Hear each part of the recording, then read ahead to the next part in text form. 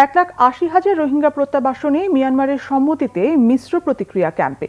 অন্তর্বর্তী সরকারের কূটনৈতিক সফলতায় রোহিঙ্গা নেতাদের কেউ কেউ খুশি হলেও দুশ্চিন্তায় সাধারণ রোহিঙ্গারা। তাদের আবারও নির্যাতনের শিকার হওয়ার শঙ্কা। আরাকান আর্মির সাথে সন্তোষজনক আলোচনা ছাড়া প্রত্যাবাসন সহজ হবে না বলে মনে করেন সচেতনরা। মোর্শেদুর রহমান খোকনের তথ্য ও ছবিতে ডেস্ক রিপোর্ট। কক্সবাজারের উখিয়া ও টেকনাফের 33টি আশ্রয় শিবিরে নিবন্ধিত রোহিঙ্গার সংখ্যা 12.5 লাখ।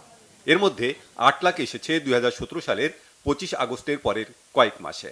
কিন্তু গত প্রায় 8 বছরে নানা তৎপরতায়ও মিয়ানমারে ফেরত পাঠানো যায়নি তাদের। রোহিঙ্গা প্রত্যাবাসনে বর্তমান সরকারের কূটনৈতিক তৎপরতায় 1,80,000 রোহিঙ্গা মিয়ানমারে ফেরত যাওয়ার যোগ্য বলে জানিয়েছে দেশটির জান্তা সরকার। এতে আশায় বুক বাঁধছেন রোহিঙ্গারা। কিন্তু মিশ্র প্রতিক্রিয়া রোহিঙ্গা নেতাদের। তারা বলছেন প্রত্যাবাসন হতে হবে টেকসই ও নিরাপদ। জাতিসংঘের উদ্যোগে সেফ জোন গঠন ছাড়া রোহিঙ্গা প্রত্যাবাসন চান না তারা। টুকরোর পাই মারি ফেলাই, বন মারি ফেলাই, গুলি গুলি ফেলাই, হাড়ি ফেলাই, ইন দেখিলে মতন আর তো কি হয়ে যায়, মাথা মেন্টাল মিক হয়ে যাবে। তো সেই হিসাবে আর তো কি করা হইব, আর সেফ জোন দিয়ে লই যাবো। আর গ্যারান্টি হইলে আর ধরো ওদের দেশের মাঝে আর দেশিতে মানি লইলে আর মাধ্যে নগলে না যাইবে খুশি। আর দেশের মাঝে যাই যদি আব্বার আপর দইলে আর হিনলাম ফেরেশান।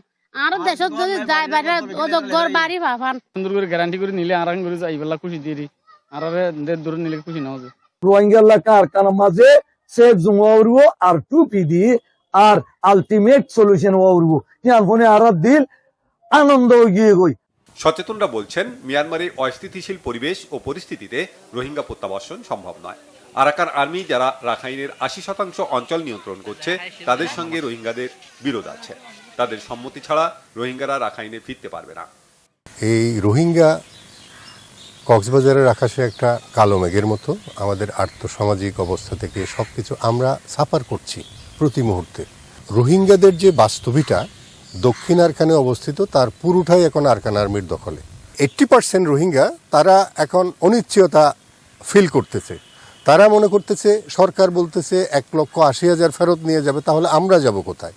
এবং এই যে মায়ানমার কেন্দ্রীয় সরকারের একজন উপমন্ত্রীর সাথে মিটিং করে উনি এই স্পিচটা এই মুহূর্তে দিলেন, যাতে করে আরকান আর্মিরা খুবই অসন্তুষ্টি প্রকাশ করেছে।